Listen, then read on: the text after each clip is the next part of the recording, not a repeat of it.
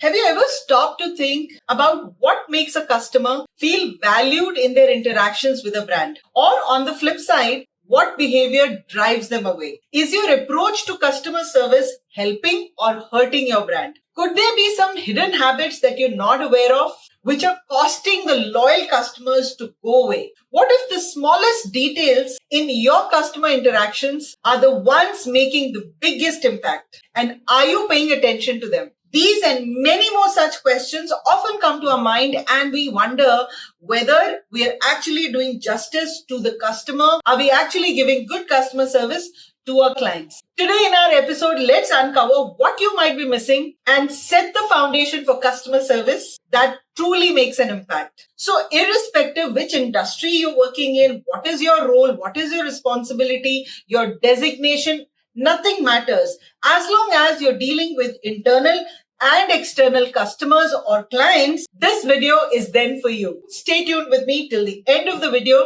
and don't forget to subscribe to my channel and turn on your notification bell. Hello everyone, welcome back to my channel. This is Sonia, your host and companion on Thinking Out Loud Thursdays. And today, as I just mentioned, we're going to be talking a lot about customer service. So grab your cups of coffee and let's start with the episode. Let's first look at what are the warning signs which actually we miss out on in order to provide the best of customer service to our clients. These warning signs that I'm sharing with you are from my own personal experience that I've seen around me. Slow response time. Can you relate to it? When you've actually put in your complaint or there's a query that you've put in and the other team is taking their own sweet time, they're putting you on hold, they're not responding on time to you, your time is getting wasted. And how do you feel about it? You feel very unimportant, you feel frustrated, you feel ignored, right? And eventually what happens? You go to the other competitive brands. Lack of empathy. When your customer service team starts sounding like robots,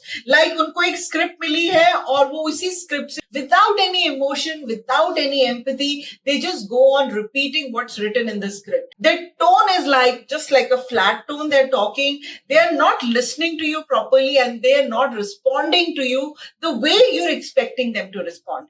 So there is lack of emotion, lack of empathy in their tone, lack of compassion and understanding, which makes us believe that they're genuinely not interested in us or they're not genuinely interested in our issue. The next is frequent transfers and long holds. A lot of e-commerce companies, when you buy a particular product and there is some issue with that product or the product is delayed and you're trying to call their customer service number, you see that, they'll put you on hold for not 1 minute, 2 minutes, 3 minutes. I have personally faced that people put on hold for about 15 minutes and they come back without any solution. And then they say, okay, fine, I'm transferring the call to my senior. I'm sure many of you can relate to this. When they keep shifting you from one department to another, from one designation to another designation, and they put you on for long holds. This simply communicates how inefficient you are or how inefficient your service is towards your customers. It actually goes to show that you do not value and respect your customers. Inconsistent information. When you actually start communicating anything that you want to say in a very inconsistent manner, when your service is inconsistent, that goes to show that you are not a trustable brand. And this often leads to a lot of confusions between the customer and the customer service team. Lack of follow-up. This is one of the major reasons why customers are very upset with any particular brand or any other organization. This leads to lack of attention, also leads to unresolved issues, which majorly hits your customer loyalty, your trust, and there is a line of angry customers in front of you. No responsibility, because no one wants to take the responsibility at the other end. And you're ready to shift the blame to another person or another department, which means you are refusing to take the ownership. And this makes you look very unprofessional. This can actually damage the trust of the brand. Unprofessional behavior. We often see that people who are representing the brand and are communicating with the customers, they're very unprofessional. They're in a hurry. Their tone is very bad. They do not have eye contact with you. They do not smile. They don't have the basic courtesy of offering you maybe water itself. They're interrupting you when you're talking, when you're trying to convey what are you wanting to say, any problems that you're facing with the brand, when you're trying to communicate any challenges that you have, any problems that you're facing, and the other person is only interrupting you, is very impatient. They just want to close this conversation very quickly. They're rude, their body language is very, very cold. So all this is unprofessional behavior, and no one would like to actually interact with somebody who's this kind of a professional. Because at the end of the day, a brand's image is made by the people who are representing them. So how do we fix this issue? First thing is product knowledge. I see a lot of customer service representatives who do not know their product itself, who don't know what are the USPs, what is the value this product is bringing on table for the customers, any legalities, any plans, any processes, any escalation matrix. So they don't know many things about the product, and that often leads to a lot of confusions, a lot of delays, and the customers are unhappy about it. So if you are in that field, please try to get to know what is your product. Get to know what are the processes involved, any guidelines you have, any escalation matrix, any discounting policies that you can offer. So if you are into hospitality and if there is any customer coming and he's asking for an upgrade and you don't know, are you offering any special features, any special amenities, any discounts are you offering, any coupons are you giving to the customer? And with that, what you're doing is you're losing the additional revenue that you could have got from that customer. On the other hand, say, for example, you're in real estate and you're attending to customer calls, fresh calls, any customer is inquiring about your project, and you're not aware in detail about the project or the location or the pricing, any legalities, any discounts that might be offered. So that leads to the customer getting a little worried that, is this the team that's going to be handling? Is this project worth my time?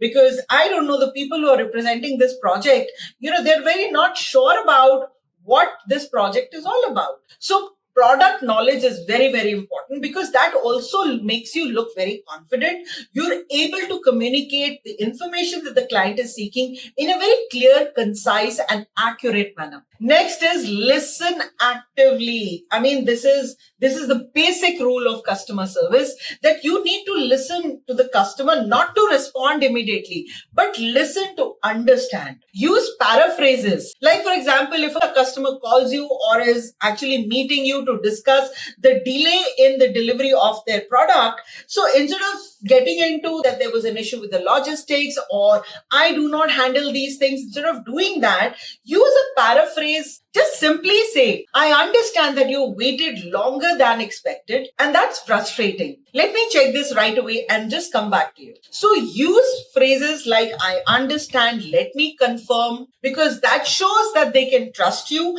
and they feel valued, that somebody is listening to us. And when you're listening to them, make notes in front of them. If you're having a face-to-face meeting, make notes in front of them so that you do not miss out on anything. And even if you're on a call, please make sure that you make notes. At the end of the call, you can actually summarize as to what was discussed so that you've not missed out on anything, and the customer also feels that his time or her time was not wasted and you've actually understood what the problem is. Personalize. Now, if your customer is calling you for the second time or the third time, or he's an existing customer, so instead of addressing sir, madam, just use their name, first name or last name, because then they feel happy about it. No one likes to be addressed as sir, ma'am without any name, because everybody loves their name, right? So please personalize your conversations with your customers. Address them by their name if you know their name. If you don't know their name, then try to find out what their name is, because every customer wants to feel special and not treated like any other sales transaction. Show empathy. Treat your customers the way you would like to be treated, because customers just need someone to acknowledge their emotions. So if a customer is upset about some delay, don't focus on the logistics or shifting the blame. Just say, I understand how disappointing this is, and then provide a clear solution.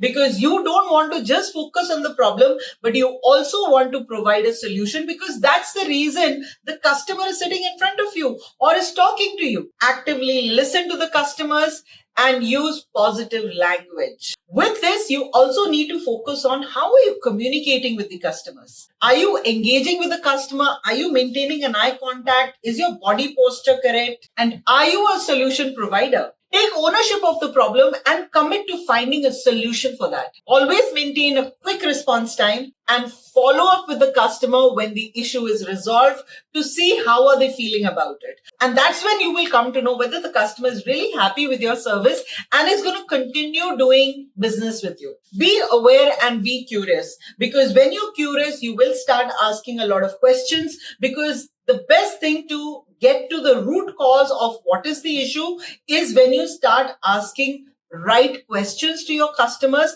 and then you can reach the crux of the matter as to what is the pain point for the customer. Here, you need to also end your conversations always on a positive note. Thank the customer for the valuable time, and also end the note by saying, what is it that they can expect once the call disconnects or once that meeting comes to an end. And in all of this, you need to maintain your calm. If the customer is angry, you should maintain your calm and not get hyper, or don't get into a defensive mode, but be calm and actually figure out how will you handle that situation. And lastly, be consistent.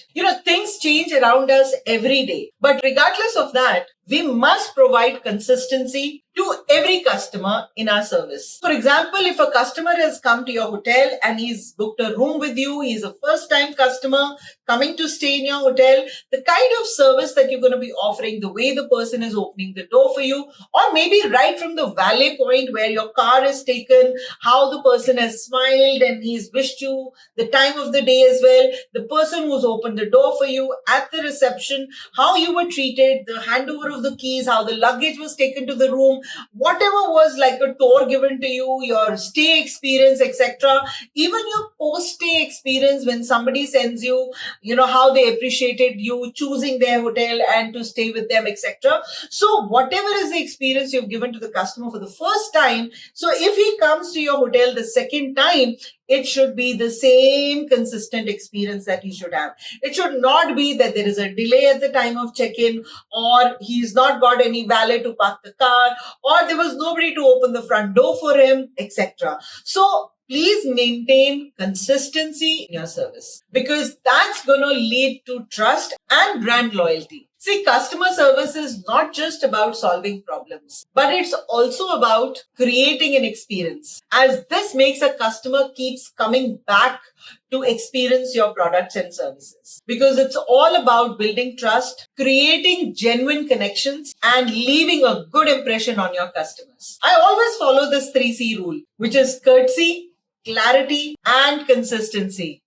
And there's another 3A rule that I follow, which is acknowledge, adapt, and assist, where you're acknowledging what the issue is, you're adapting because every situation, every customer is going to be very different. So you adapt your conversation basis how the customer is or what the issue is, and then you assist into resolving their issues. How do you do that? By taking ownership, right? You can also follow these rules and see the difference. With that, we come to the end of our episode. I really hope that you found value in this episode, and if you did, you know what to do. Like, comment, and share this video with all your friends and colleagues. And of course, hit the subscribe button if you've still not subscribed to my channel. Turn on your notification bell, as every Thursday I bring new episodes. Have a great day, everyone, and I'm going to see you in my next video. Bye-bye.